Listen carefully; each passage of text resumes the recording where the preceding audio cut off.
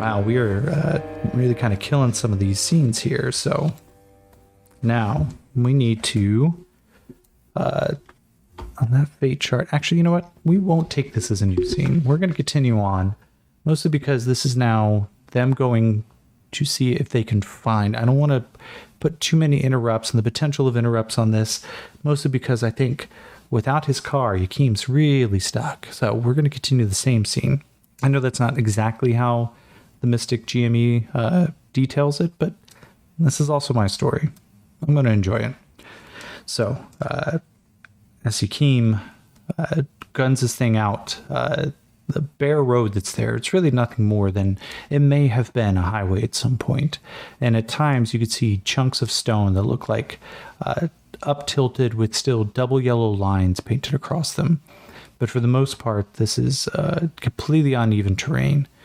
Which means it may be difficult to actually spot these tracks, especially on a motorcycle. So I'm going to give him I'm going to go with the survival roll. I'm going to give Yakim a survival roll. Now, he is on the back of a motorcycle, which he's not entirely comfortable with, in an area that's not going to have the greatest of track making capabilities. And Vaylin, though, may have had maybe half an hour head start. This is largely flat land, which means if they can catch sight of her, he can follow her. But so I'm going to give him a -1 on his survival roll. So I'm going to go with this D6s and a 6 blows up. Woo, 6 again, 12, 13. Well done.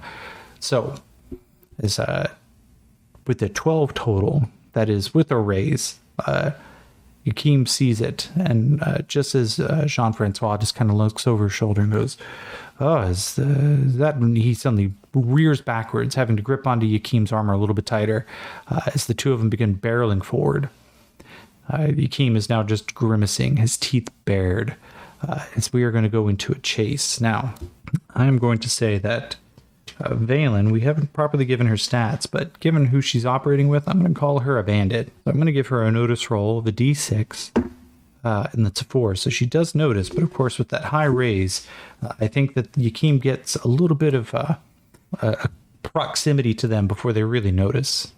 So I'm going to start here with our two heroes, only really 2 cards back by the time that our little bandit friend really notices. So I'm going to start by dealing out for a chase scene. So you hear me shuffle cards, maybe a little poorly, as I'm using the oversized official action deck from Savage Worlds, which these cards are absolutely beautiful. If you get the opportunity, I would highly recommend picking up a set. And they sell them directly off the Pinnacle Entertainment page. They help out with chase scenes and dramatic tasks where you may have a large table, usually standing up because everybody's trying to see what's going on to make sure that they know what they're going to do next. I don't recommend it for actually drawing for the action deck, like when you're dealing out initiative, because generally what I like to do is put the initiative cards directly in front of the players. It gives a sense of a little bit of control, right, as you see the card that you're currently operating on. But when you are doing something like a chase scene where it's a communal deck, it's always, always, always easier if everybody can read the card, so there's no real questions about where someone is, which card that they landed on, or how far away they are. So we are going to go from left to right here. The 3 of diamonds, the ace of diamonds, the 2 of hearts. And I'm going to give 2 more cards in front, the queen of spades and the 2 of diamonds. So we put our good pals, Yakim and Jean-Francois, on the 3 of diamonds. And now I'm going to use, I have nothing nearby that represents a good female bandit. So right now it is Carl the Orc. And as they begin to pick up space, we're going to now deal in our action cards to determine initiative. Now this, of course, can be just any old deck of cards. And again, if you are dealing for a large party, a group of people, just players hanging out, regular deck of cards is fine. Make sure it's 54 cards. If you need those jokers, everybody likes getting dealt a joker. All right, so Yakim, starting off. Now these 2 are on the same vehicle, so I'm going to give Yakim and Jean-Francois the same action card. Yes. Starting off on the Joker. So they both get I'm going to give them both a Benny. Violently, apparently, for Jean-Francois, but that was a complete accident as I hit my water bottle. And then we are going to give Valen her 4 of spades. Now, we're going to pick right up. Let's see here. What would Yakeem like to do? He is actually going to throttle just a second and see what Valen's going to do. Valen, as I don't believe bandits actually have a driving skill, is going to do this untrained. So that is a D4 minus 2. That's a 4, which explodes. That's a 3. So she's going to take her driving skill, her untrained, and gun Yakeem's car forward 1 card. Now, before she could take any actions, this is where I'm going to use the Joker right off the bat. And of course, it means I'm going to have to reshuffle that deck. But Yakeem, he is going to take his action to gun this motorcycle to try to get ahead. So that's going to give him a +2 on his roll, which negates his lack of, riding skill. And he's going to have a straight roll with the D4 and the D6. All right, and that is a 4 on the wild die, so they get to move forward 1 card as well. And now he's going to bark backwards. He's like, I'm going to pull us alongside. I want you to jump onto that car, take this mace, and batter her brains in. And Jean-Francois, trying to yell over the loud wind, goes, what the fuck, man? No, we just take the car. He goes, no, nobody steals my fucking car. And throttles it yet again. So we're going to shuffle and deal as they are now trying to pick up pace, which means Yakeem, of course, now wants to get up alongside this car. Valen's best interest, of course, would be not to let them come up alongside the car, but we're going to see how well Jean-Francois does, considering he's not exactly a action hero stealth character. We may end up asking some fake questions here to see how well they do. So, 10 of hearts for Patriots and the 7 of spades. All right, so 2 of them again. Now we're going to start back off. Yakeem's going to take his action to do his driving again, or his riding. That is a 2 and a 1. I'm going to spend this newfound Benny, because I think this is important to Yakeem. That's a 4 and a 5. All right, the 4 explodes. For another 4, that's an 8. All right, so with an 11, they move up 2 cars, and they come just alongside. We're going to ask a question here. Is Jean-Francois now really invested in this enough that he would try to risk jumping this? I'm going to give this unlikely. Jean-Francois so far has definitely looked out for his own survival, but nothing about him screams, I am an action hero and believe that I can do this. So with the chaos factor of 6, unlikely still means 15 below is a yes. That is a 61. Okay, so here's what I'm going to say. Because Jean-Francois of his own volition is kind of like, there's no fucking way I'm going to do this. I'm going to say I'm going to give Yakeem a persuasion check. But I'm going to give him a persuasion check at -2 because this goes against common sense. That is a 4 and a 2, so that is a 2 total. This will be opposed by, let's see, persuasion is spirit. And as we know, our good friend Jean-Francois actually has a pretty decent spirit, if I remember correctly. He has a D8. Yeah, he gets a 4. Jean-Francois. No fucking way. I can't do that. You got to... No, just stop her. And you see Yakeem just kind of look and turn to him and is like, fuck, no. I'm not letting her get away. All right. We're going to switch places the next time we get a chance. Jean-Francois, that's even fucking stupider. Just shut up. Now it is Valen's turn. We've got her with a D4 and driving. I'm going to say she's going to try to... She sees this motorcycle pull alongside. We're going to ask... We're going to go into some... I'm going to roll on the table here for character actions. Because is she the kind of person who's going to try to ram 2 unprotected motorcyclists, even though she sees that they are chasing after her? Is she that sociopathic as to try to do this? Now, given the fact that she is, of course, a bandit, as we've kind of determined, That doesn't necessarily mean that she is a murderous bandit. She could just be a well-meaning bandit. Maybe this is just her way of, say, making sure odds and ends work. So we're going to go with character actions combat. That is a 10. So she's anxious. 81. Anxious but ruthless. So yeah, I think actually looking at this, anxiety is going to start taking control. And that thought's going to slip into her mind. So now we've got a competitive driving roll. Now, of course, I'm going to give her the white die, and I'm going to give Yakeem the black die. She is going to try to ram into them. So this is a heads up, or not a heads up, a heads up maneuver.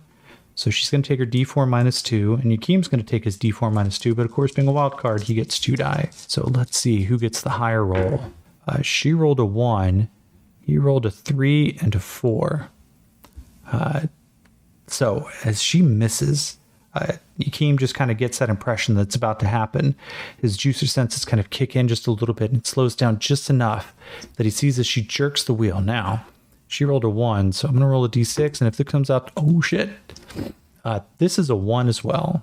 So I'm going to say that right there, as far as chase scenes go, that leads to a critical roll. Now, before Matt Mercer sues me for the fact that I just used his show's name in the show, be aware that it wasn't, I'm not advocating for anything. Critical Role is one of my favorite shows. Love you guys. So we are going to go to the out of control table. So 2d6. She pulls the wheel trying to get into it. There's a bark of tires and she squeals. That is a 7. On a 7, distracted. Ground vehicle spin out of control. Everyone on board is distracted until the end of their next turn. So as she tries to pull out, suddenly she skids. The car spins around 360. She begins slamming on the brakes, trying to get control of it. It kind of teeters just on that edge where it looks like it could potentially roll. And then suddenly she gets control again. The wheel's still going forward, but she is now screaming as she is distracted. Let's see. Next round of initiative, that is a 2, which Keem gets to draw until he gets 5. No, it's a 3. Now he's got the Queen of Clubs. And she's got the Jack of Clubs. So both of them now on a chase have drawn clubs. So let's see what that equates to on Queen of Clubs. Chases. All right. Nope, not powers. Travel, setting rules, quick encounters. All right. Pardon me while I make sure that I get exactly what we're trying to do here. All right. Chase. Nope.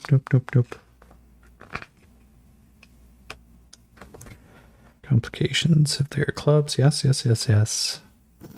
Queen of Spades. Treated as a critical failure on maneuvering roll. Oh, shit. Okay. And as we remember, a critical failure on maneuvering rolls, if they fail their riding rolls, then they are going to be rolling on the out of control table, which we just did as we saw Valen lose control. So she's already spun out. She's panicking and screaming now, trying to get this car back under control.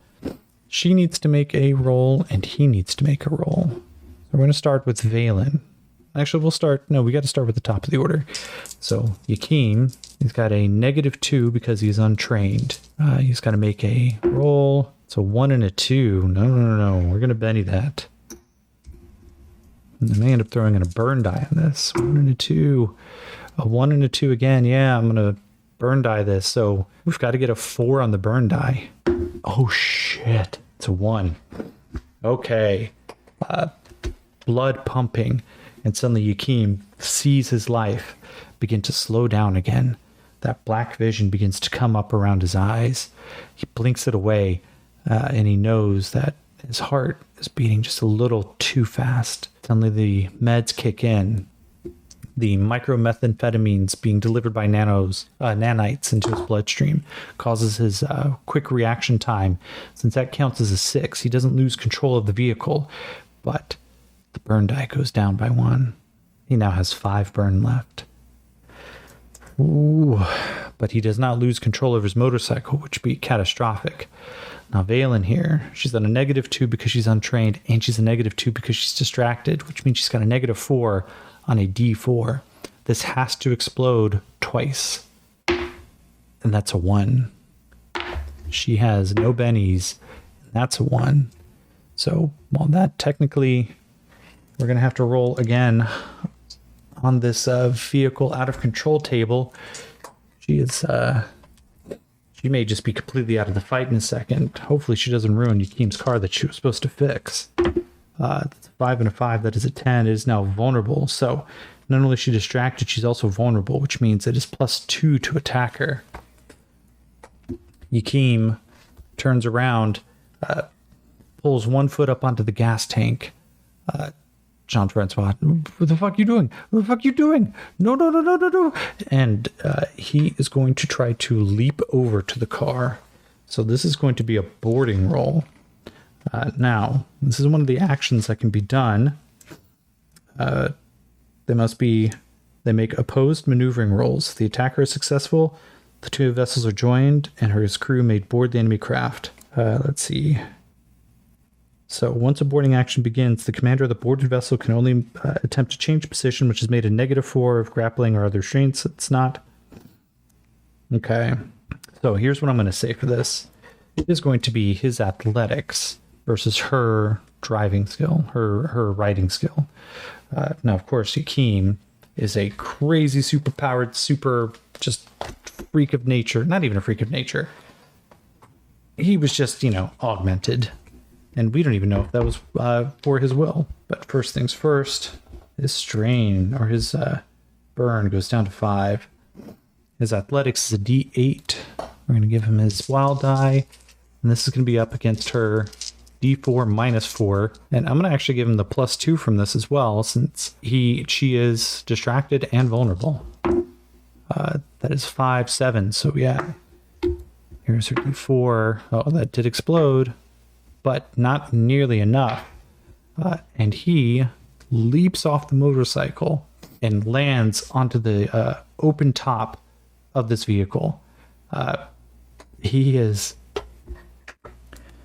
So as he leaps forward, climbing onto the open top of his vehicle, Valen, of course, just begins to swerve and screech, trying to get him off. But more importantly, let's go back. And now we need to talk about what's happened with Jean-Francois. He does not have a riding skill, but he does automatically get a D4 in all of his skills if he is untrained, which is fantastic because he's about to freak out.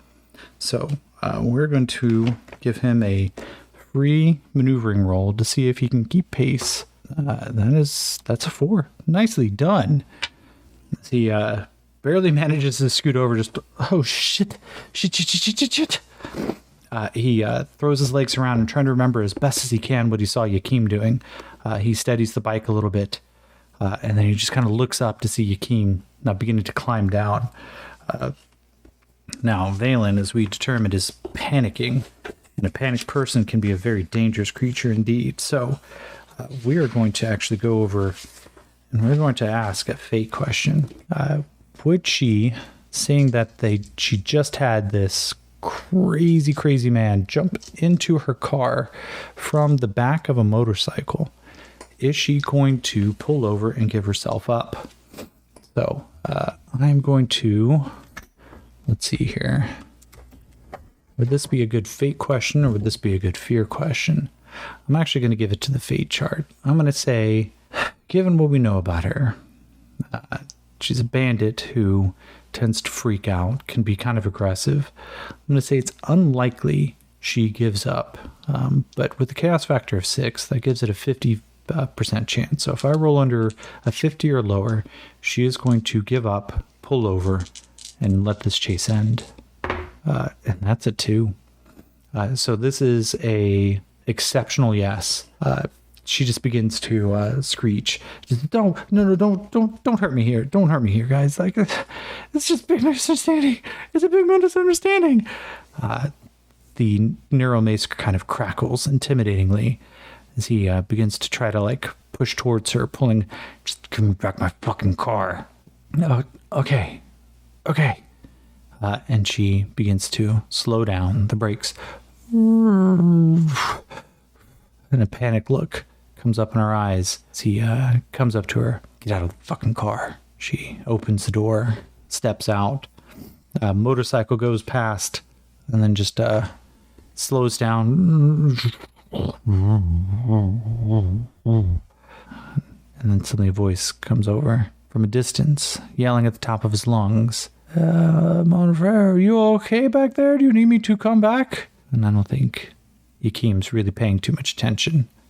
He sees her sitting on the ground, stepping out. And I think, given the fact that he just had a little bit of his life taken away in that chase, which seems to be just Yakim's biggest failing, using that burn die in a chase has not been good for him. I think we're going to go now to a new scene.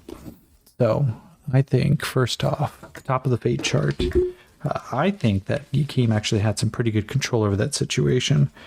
It was a crazy chase, but given the fact that he was able to successfully grab a vehicle, chase her down, and of course, successfully get his car back without anybody dying, I'm going to move the chaos factor back down to a 5, which is good because that's going to help kind of reduce some of the craziness, I hope. Now, in addition to all that, let's see here. There's the action deck. I think on our threads list, let's see. Not necessarily fix the vehicle, but get back his car. We could take off the thread list. He got his car back. And not only that, there was no damage done to the car. So that's going to bump his weapons up, get his weapons back. So that's going to be on there twice. Return the creepy doll. So that's going to be a thing. Escape the trap. We don't know how far off that we are. We're going to have to do something here about failing. In addition to that, I think on the character list, Jean-Francois, he's popping up pretty regularly here. And Valen are the reoccurring characters here. All right, so as we go into our next scene, let us roll on our chaos factor here and determine exactly what we're going to be expecting going forward. So we start with chaos factor of 5. We're going to roll a d10. And that is I can't see it, it's cocked, 2. So we have an altered scene right off the bat. Okay, now, I think an altered scene with an evens is a disrupted or an interrupted scene. I think we are going to start right off with interrupted scene, but affecting whom and what. So,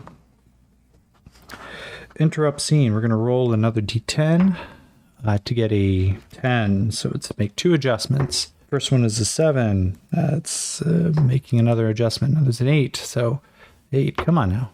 Give us something below that. 6, add an object, and 2, add a character. Add an object and a character. Okay, well, let's go to some of our tables to find out what this is. Now, you know what?